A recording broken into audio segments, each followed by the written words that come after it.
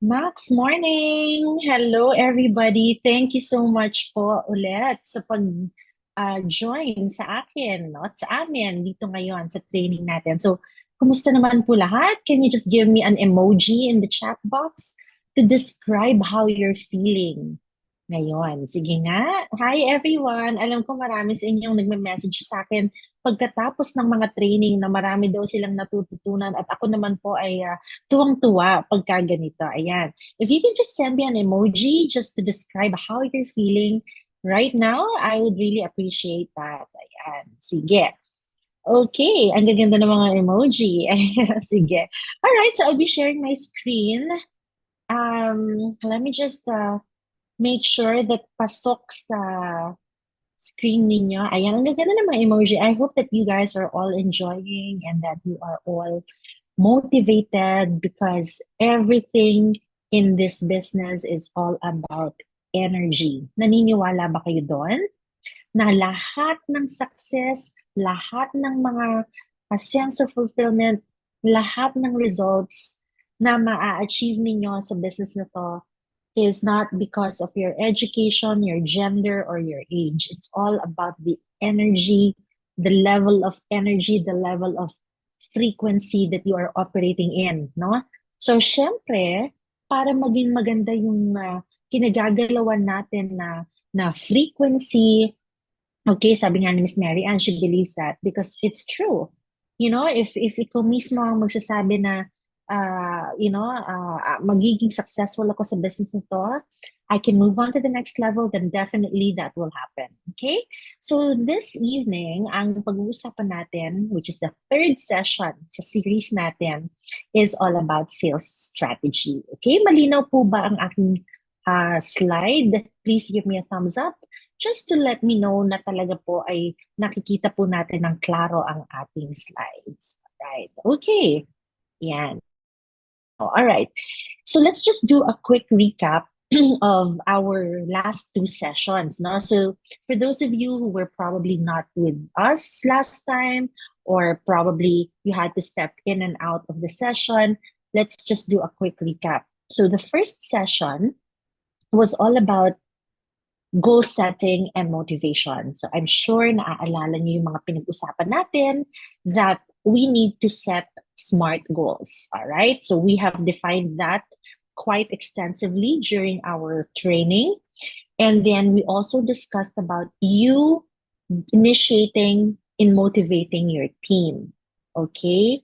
Alam ko may mga times na tayo mismo, we are demotivated. But again, always remind yourself, I've got to adjust the energy in me. I've got to adjust the frequency that I am operating in. And then all of a sudden, you will have the ability to motivate your team. Okay? And then of course, number three, we discussed last time on how you can create an action plan. So I gave you sample templates, but of course, mas maganda po kung kayo mismo ang gagawa ng sarili ninyong template so that na it's a personal tool that you can use, no, for reaching your goals. And then for session two, we did effective sales coaching. All right. So since you are in the MLM business, it is very important for you to establish trust and credibility. Most of the time in a business like this, people join you not because of the products right away. People don't join you because of the marketing plan right away. They join you even if they don't understand the business yet, but they join you because they trust you. Okay? So always remember, puhunan nyo yan, yung inyong trustworthiness and credibility. And then pinag-usapan din natin ano yung mga techniques on how you can come up or initiate a meaningful conversation sa mga downlines or sa mga prospects ninyo. And lastly, we also discussed on how you can give effective feedback. Okay, so this is just a quick run through of the topics that we discussed last time para i-prepare tayo dito sa pangatlo, which is we will be talking about sales strategy. When you say sales strategy, ang unang-unang importanteng tatandaan natin is we have to understand the market trends and customer needs. Okay? Mahirap mag-strategize kapag hindi mo naiintindihan ano ang nangyayari sa kapaligiran mo, lalong-lalo na dun sa mga gusto mong iserve. Remember, ladies and gentlemen, MLM is a very brilliant um, setup, no? So that you can serve more people. Why? You're serving your downlines, you're serving your downlines, you're serving your customers, your retail customers, those who didn't sign up, but binibentahan mo ng produkto. Okay? So the first thing that we need to do in order to understand market trends and customer needs is, of course, number one, you have to research your industry. Anong ibig sabihin ng research your industry? Hindi pa ba sapat na tinuturo na ng Max International yung dapat natin gawin? Of course, they are doing their very best to train us and to give us ideas. Pero at the end of the day, ikaw pa rin yung may hawak ng negosyo mo. So halimbawa, you have to find out, no, sa industriya ng MLM, ano ba talaga yung nagpapastay sa networkers doon sa grupo? All right, that's number one. In my years of dealing with different MLM companies, I realized that the success of the business is really going to be within the it's because of the teams, the active teams. Okay, not individuals but teams. Okay, so ang tanong, ano ba ang what makes these people stay with you? Is it respect? Is it money? Is it, I don't know, no, really, iba-iba kasi, iba-iba ang source of motivation ng mga tao. But that one, you have to research on that. But number one, ang masashare ko po sa inyo dito is, yung recognition is number one. People stay with their uplines because they feel recognized in that team, in that group. Okay? Hindi sa company ha. Obviously, ang Max International, very solid na ang kanilang networker retention programs. Marami silang mga promos, marami silang mga support. Walang questions about that. Eh, ang tanong, yung tayo, no? Yung sa genealogy mo. Kumusta naman? Kumusta ang pag-handle mo ng mga tao sa genealogy mo? Okay? And then number two, one of the things that you can do in researching your industry is ano ba talaga yung products and services na dinedemand ng mga customers. Now, I'm not talking about the supplements. When I say products, I'm not talking about the supplements or the things that are being manufactured by your mother company. It's not that. When I say products, for example, are you giving them, for example, ako, I consider training and information as products eh. 'Di ba? Tinuturuan ba natin sila about healthy living? Are we giving them some nutrition guidelines, on how to be fit and healthier, how to lose weight, stuff like that. Those are the kinds of services that we can offer sa mga customers. Okay? Hindi sapat na nagpo-push lang tayo ng product. Hindi din sapat na pinipilit natin silang mag-join sa business. Okay?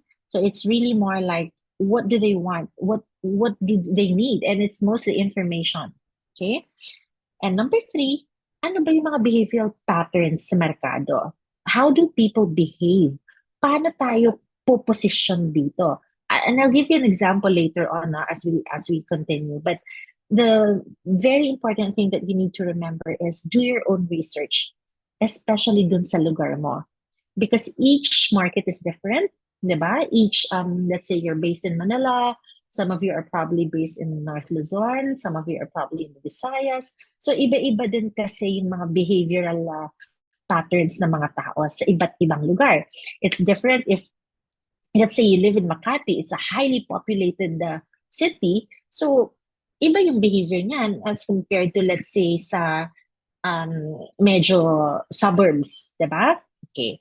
So yan yung unang assignment natin para magkaroon tayo ng effective sales strategy. Okay. Tip number two, you have to investigate your competitors. Now, of course, when you say competitors, yung MLM companies who are offering similar products and similar, promos or even similar marketing plans as you. Okay? Ano yung mga titingnan mo sa competitors mo? Siyempre, unang-una na dyan, di ba? Paano ba nila ginagawa ang sales and recruitment nila? Are they doing it via social media? Do they have a call center that call people into an event? Do they do a lot of road shows? Do they do a lot of sales caravans? Or do they invite their people to the office or prospects to the office? Ano yung mga activities nila? Importante kasi yun. Okay? Number two, kailangan alam natin sino yung mga nasa forefront or sino yung mga leaders, no? Especially sa social media. Okay? Ayoko nang magsalita, but there are so many companies who market themselves. They overpromise, but they underdeliver. Okay? I'm not gonna mention anything. So you have to be very um paano ba, observant when it comes to that. So pag napansin mong halimbawa si company A, no? MLM company A, masyado siyang malakas magpa-billboard, puro artista ang nilalagay, masyado silang maingay sa social media. Eh yung pala, hindi naman pala supportive ang company when it comes to the members. 'Di ba? So you have to be very aware of those weaknesses so that when people approach you or when you approach people, alam din natin paano natin i-handle yung mga questions nila. Okay?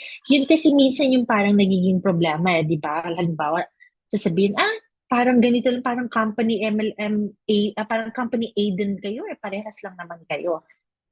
Pagka alam mo kung ano yung strengths and weaknesses ng competitors mo, then you would know how to position yourself, especially when answering questions. No?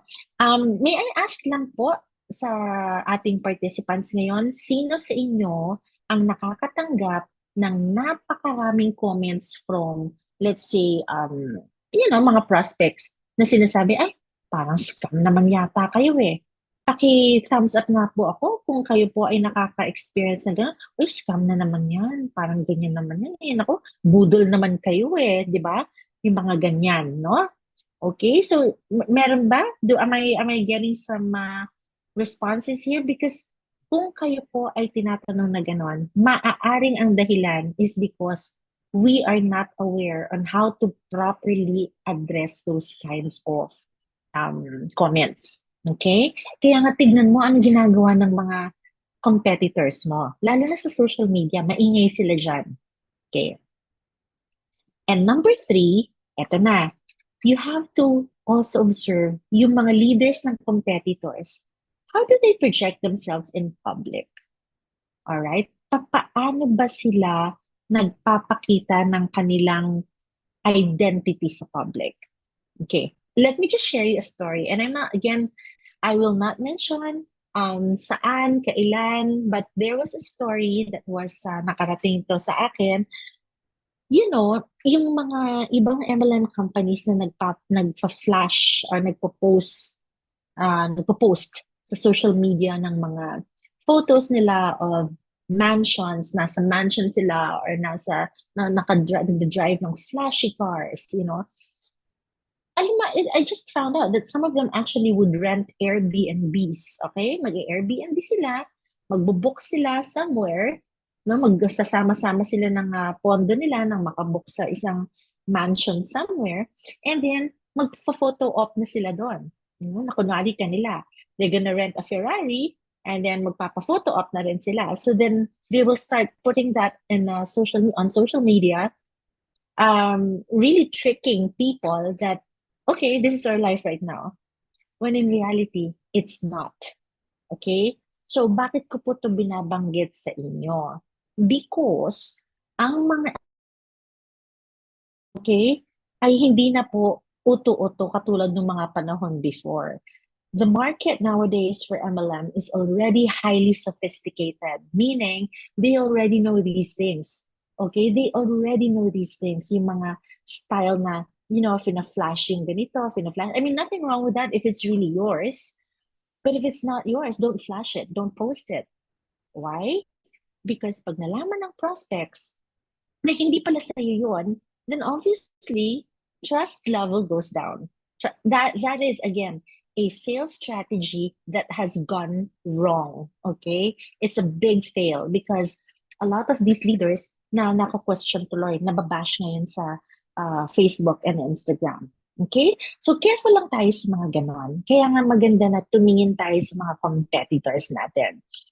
However, there are other MLM companies naman na very professional, very discreet, very realistic, no? Ang mga ano, kasi mga professionals naman sila, hindi naman ito yung mga tipong mangbubudol, no? So, syempre, I would like to think that of course Max International is one of those professionally run MLM companies. Kaya lang mas maganda lang tumingin din minsan sa iba para alam natin kung ano yung iiwasan natin. Okay ba 'yon? Can I get a thumbs up? Kung agree po tayo doon, pakibigyan naman po ako ng thumbs up that we can promise ourselves. Bakit isa lang? Oh, dalawa lang natin thumbs up. Yung iba ayaw yata mag-thumbs up. Okay. All right. No, seriously, ladies and gentlemen, this is such a, I would say, a very sensitive and crucial part of the business. No, yung marketing. That's why it's called multi-level marketing, because the market ambassador here is you. 'Di ba? Yung leader. Hindi naman kayo nag-a-advertise sa TV or sa ano, 'di ba? I mean, it's really you.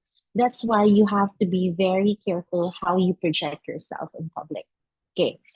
Point number 3, identify sales barriers. What do you mean by sales barriers?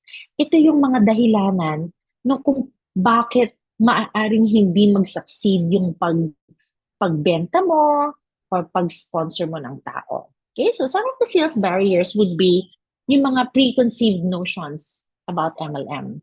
Okay, so for example, one of the preconceived notions of MLM is it's a fly-by-night company. Okay, sasabihin, ay, anong kumpanya ka ba nag-aano? Ay, baka fly-by-night kayo, baka naman bukas wala na kayo. Okay, you have to be prepared how to answer those kinds of preconceived notions. Ano pa? Ay, yung mga MLM, mga ano lang naman yan, mga, kumbaga, magsistick lang sila sa inyo a few months and then titigil na rin naman. At yung mayaman lang dyan, yung mga nasa itaas.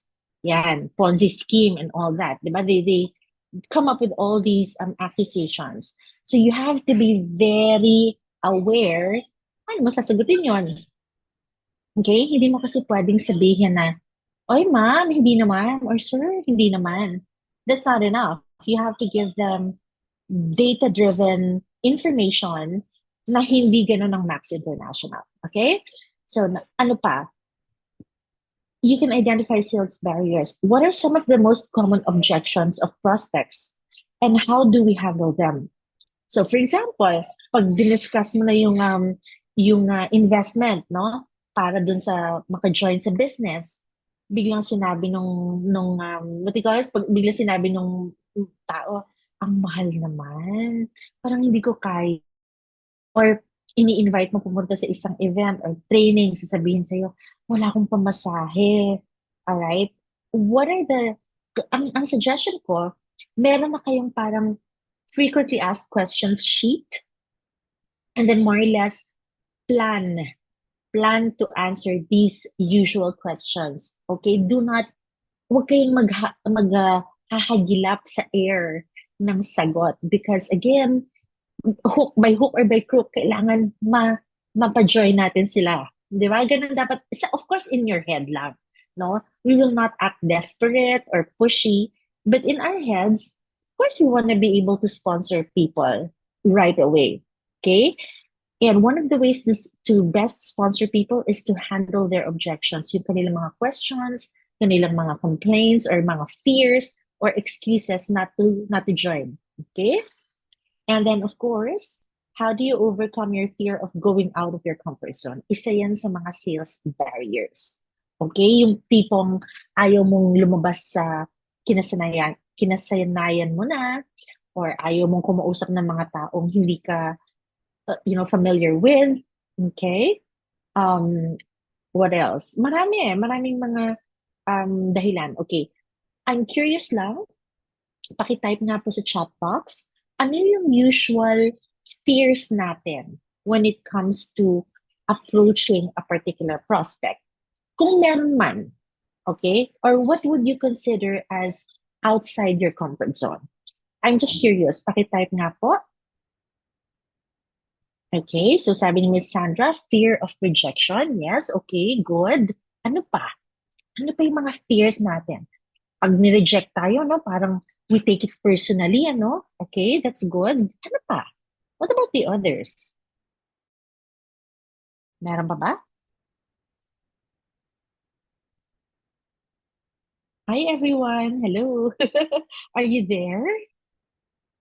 Sige, no capital, okay? Fear of misjustice, okay? Ano pa?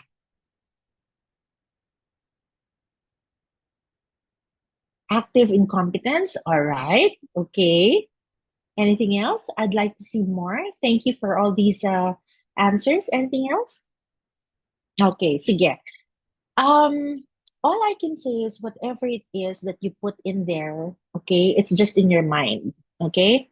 Remember, ladies and gentlemen, your reality consists of two elements. Okay. Your reality starts with the creation of the mental reality, and then the creation of the physical reality.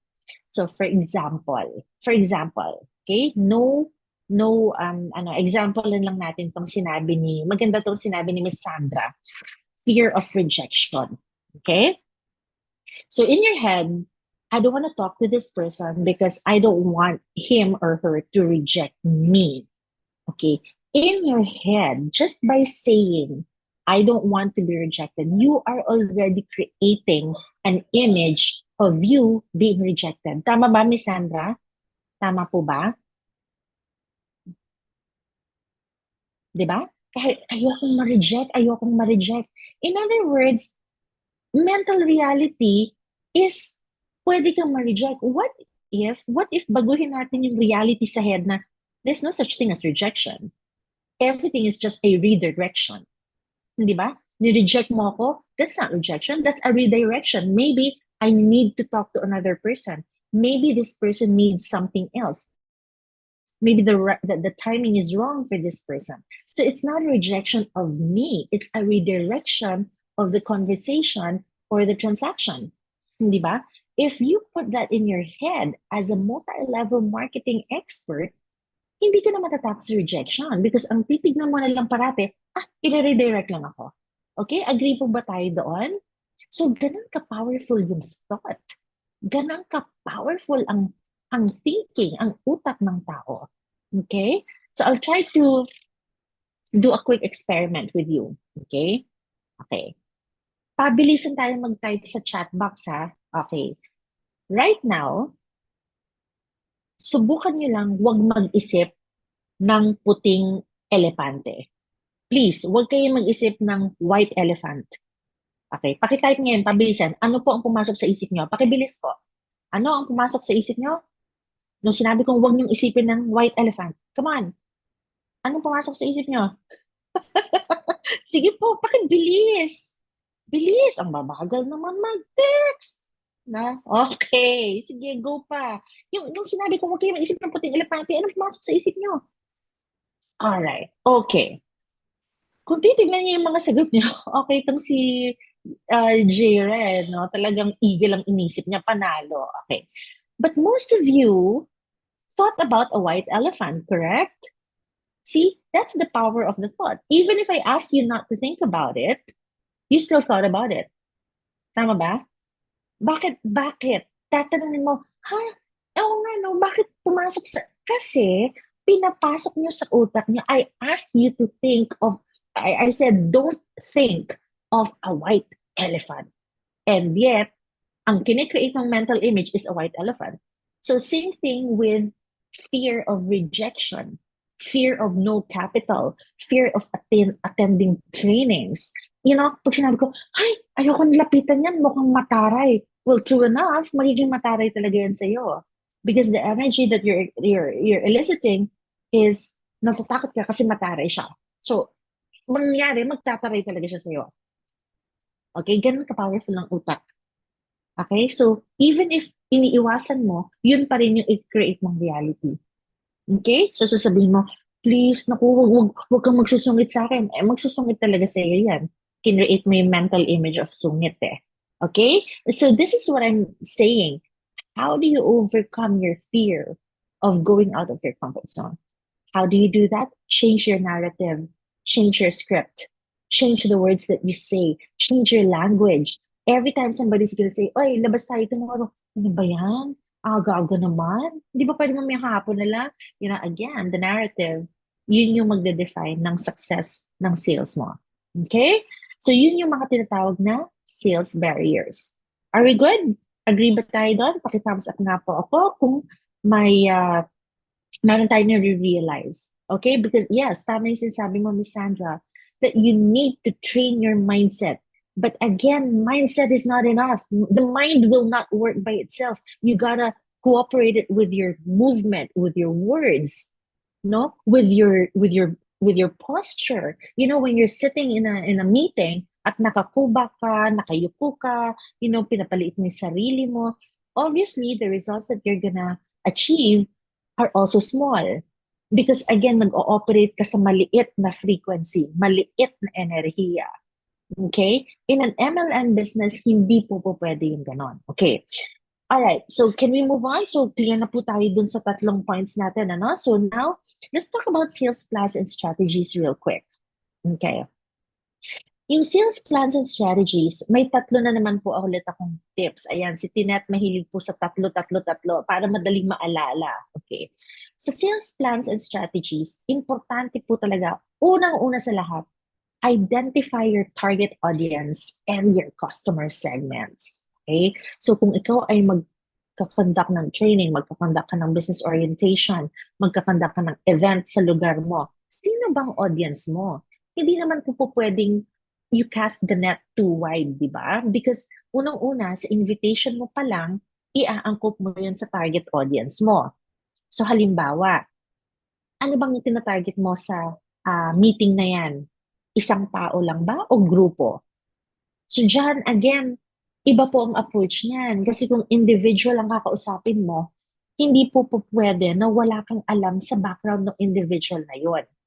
Okay? So for example, you really want to approach, let's say, the mayor of your province, or the mayor of your city, I mean, or the governor of your province, or you want to talk to the medical director of a particular hospital.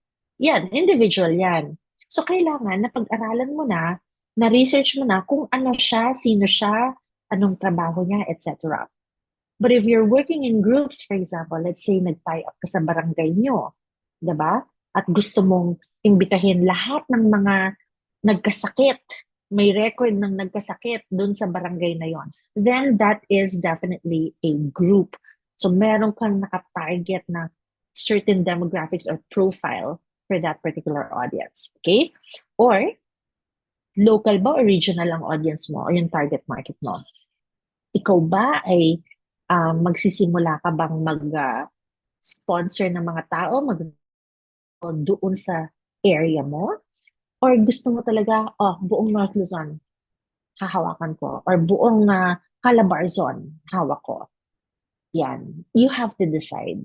Okay? Or am I just gonna do online? Diba? Online or offline? Ito pa, ladies and gentlemen, napakahalaga po nito. In identifying your target market or customer segments, mag-decide ka. Alam nyo, sabi nga nila, okay naman na try to approach everybody. But, you know, in MLM kasi, parang doktor lang yan di ba? Mas importante na specialista ka. Okay, this could be an unpopular statement, but for me, I would rather work with a specialist than a generalist. Let's say, magpapagamot ka, magpapagamot ka ng kidney mo. Halimbawa lang, syempre you go to a nephrologist. You don't just go to some, generalist. Di ba na, magpapa-transplant po ko ng kidney ko. Saan? Sa generalist? Of course, you'll have to go to a specialist, a nephrosurgeon, a kidney surgeon, di ba? Kidney transplant surgeon. Or if you have to see may mental health issues ka and you need medication, hindi ka basta pwede pumunta kahit kaninong doktor. You need to go to a psychiatrist. Okay? So, same thing din po sa MLM. Halimbawa, gusto mong mag-specialize sa baby boomers. Yan, yung mga kaedara mo, let's say mga 60 and up. Kunwari lang, yan yung target market mo. It does not mean that you will not talk to other age groups anymore. I'm not saying that. If you want to specialize in senior citizens, for example, at let's say may apo siya or anak siya na gusto din mag-join, of course you can accommodate. Pero iba kasi yung pagka nakilala ka na leader ka, tapos, ako millennial, I'm the millennial max leader. Parang ganyan. 'Di ba? Pwedeng gano'n. Or Gen Z ba ang target nyo? 'Di ba? Kasi kung ang minimum age ninyo, pasok pa rin yan sa Gen Z. Iba ang lengguwahe niyan, mga kapatid. Okay? So you have to know, you have to be able to capture saan ba sila present sa social media, for example. Are you gonna use TikTok? Are you gonna use Instagram? Gen Zs are always on Instagram. They're on Snapchat. Kami yung mga Gen X. Ako, Gen X ako. Ma-Facebook ako. Hindi ako masyadong magaling sa Instagram at TikTok. But I do Facebook. So, yun yung mga aalamin nyo para hindi kayo sabog or hindi kayo kalat, no, in terms of market segmentation. Okay? And of course, lastly, ano ba din yung gusto mong i-target? Mga empleyado ba o mga entrepreneurs? Bakit ko nasabi ito? Of course, again, please, don't think na sinasabi kong one or the other lang. I'm just saying that, let's say, for this particular month, I'm going to target all the employees in the manufacturing industry. Kunwari, ganon. Bakit? Bakit manufacturing? Kasi exposed sila sa hazards. Okay? Sa mga chemicals. Let's say, nagma-manufacture sila ng mga sabon or ng mga air freshener. Let's say, sa kumpanya. Aba, magandang market yan for your products because you're selling health and wellness products. Tama ba? So ngayon, ang strategy mo dyan ay kailangan kong targetin mga empleyado na naka-expose sa hazards or mga civil engineers na naka-expose sa araw. You know, something like that. You have to be really very detailed doon sa gusto mong i-target. Kasi, ladies and gentlemen, negosyo po ito. This is a business. This is not just a game na, bahala na si Batman kahit sino, samot-sari tayo. Not yet. I mean, you can do that maybe pag na-establish mo na yung specialization mo, then you can go full blast. Okay? Pero, ang sinasabi ko lang, if you are able to sustain the momentum of your business by specializing in specific target markets or specific customer segments, mas panalo po yun.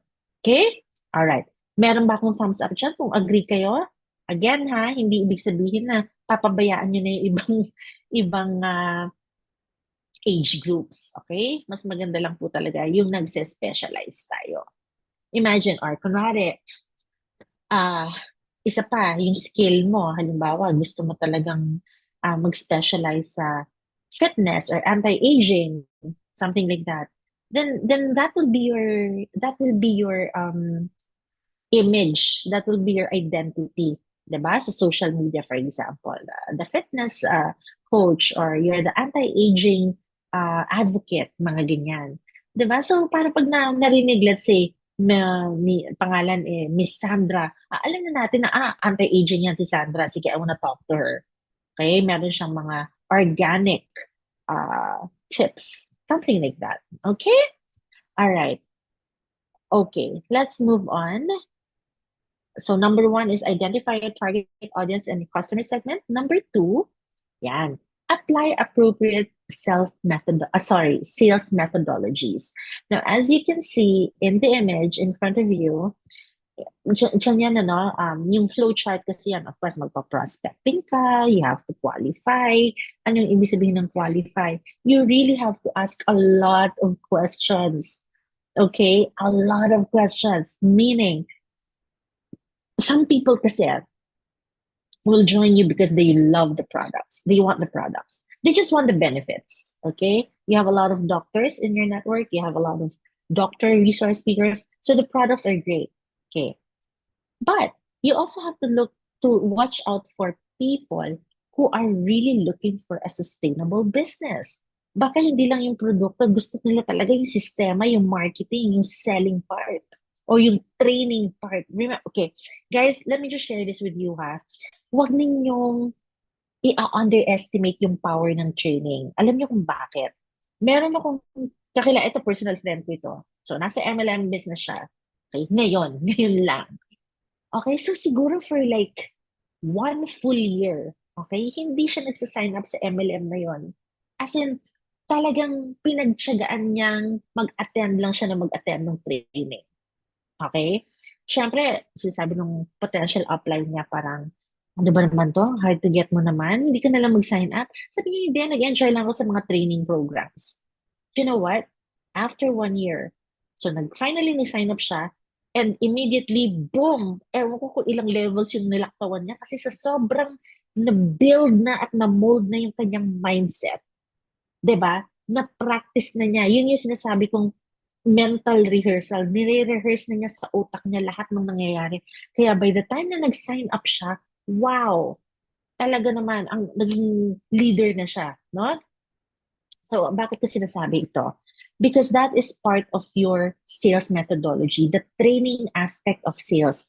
Hindi pwedeng iwanan. So, in this training, for example, yes, I'm showing you all these slides and all that, but it's still really going to be up to you if you're going to apply all these concepts, di ba?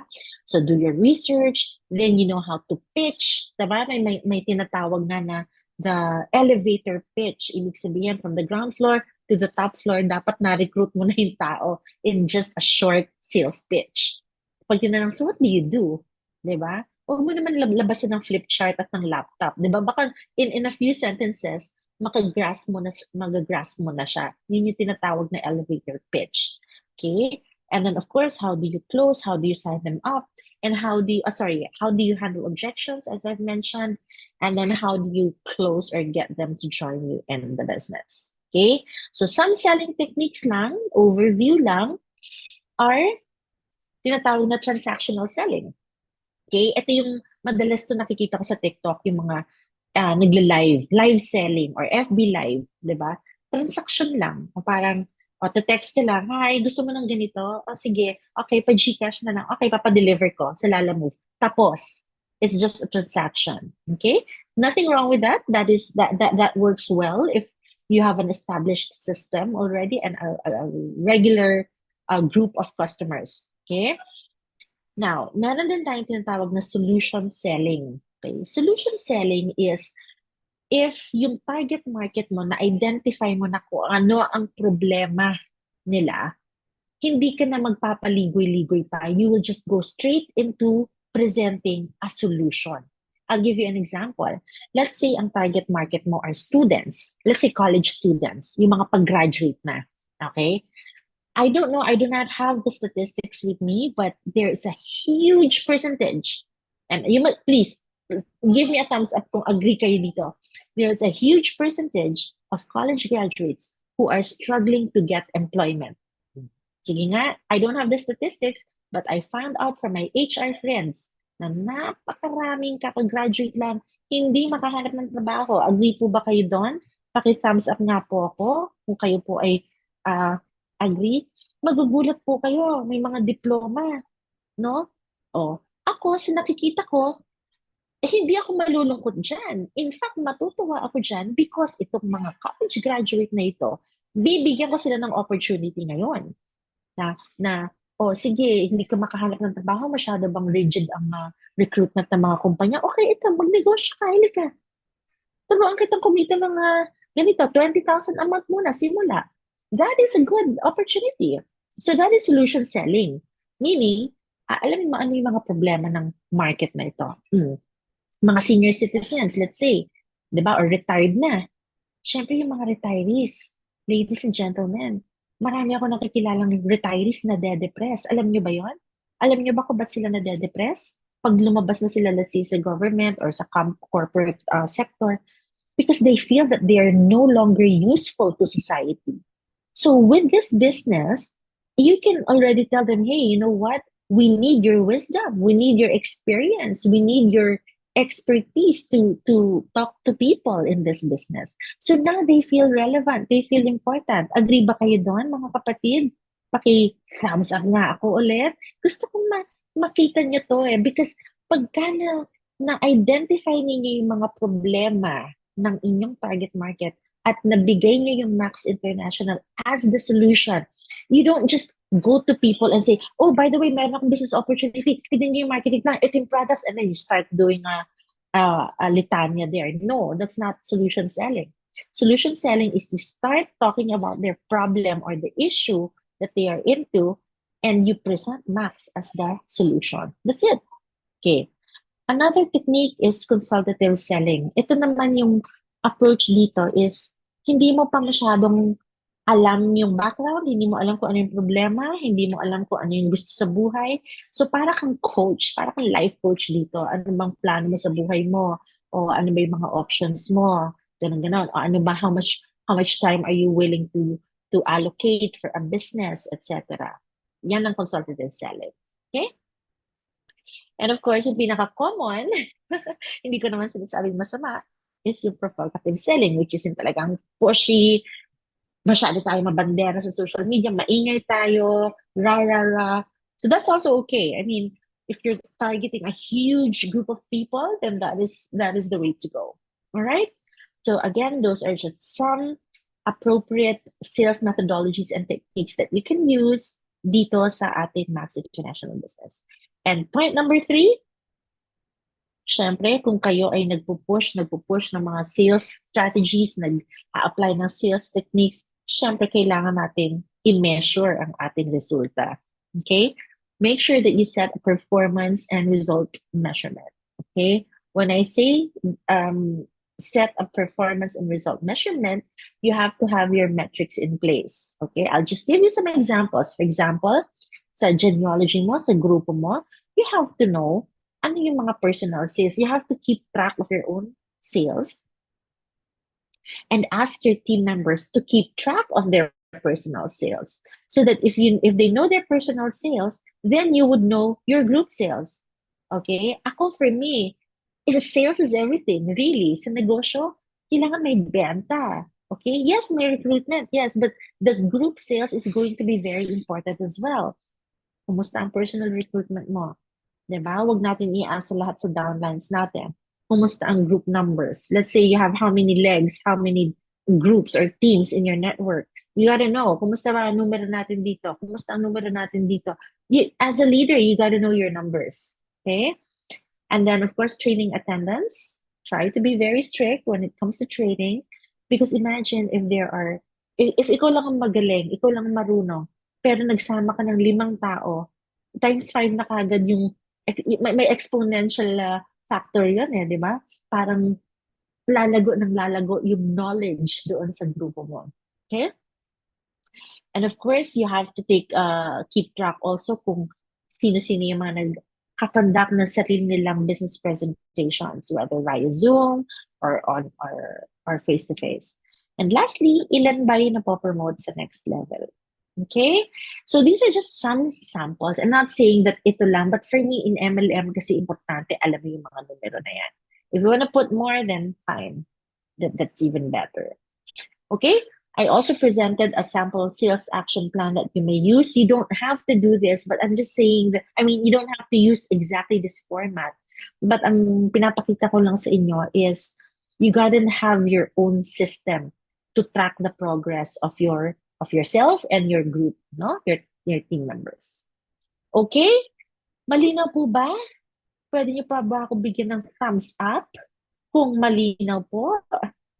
Sige, ako magtatanong ha. Kayo talaga, yung pa isa-isa, dalawa lang nagta-thumbs up. Ano nangyari sa Max? Alright. I just wanted to ask you guys, ano yung mga key takeaways dito sa ating training ngayon? I just want to ask you. You can just type it in the chat box. I just want to know ano yung tumatak sa inyo. Kahit one phrase, maybe one sentence. Ano yung pinaka-tumatak sa inyo? Okay, I'm waiting for your answers in the group chat, in the chat box. Sorry. Meron ba? Walang key takeaways? Selective specialization? Yes, very good. Okay, know your target? Yes. Anything else? Sige. Kung wala na, but thank you. Identify your target audience. Never underestimate the power of training. Absolutely. Set before. Okay, very good. Thank you so much, guys. All right. So, siguro, alam ko naman na you are already very good in what you do, but I hope with this particular session, we will also value the importance of numbers, like really sticking to numbers, being data driven in everything that we do. Kasi sales na ang pinag-uusapan, hindi marketing. Marketing is a totally different skill set. Pero pag sales kasi kailangan very aware ka sa lahat ng mga numbers. All right? Okay, thank you very much for all your inputs and for your attention. Now I shall turn you over to our wonderful hosts. Again, I'm Tinette Cortez. Thank you so much, everybody, and good luck sa inyong business. Thank you.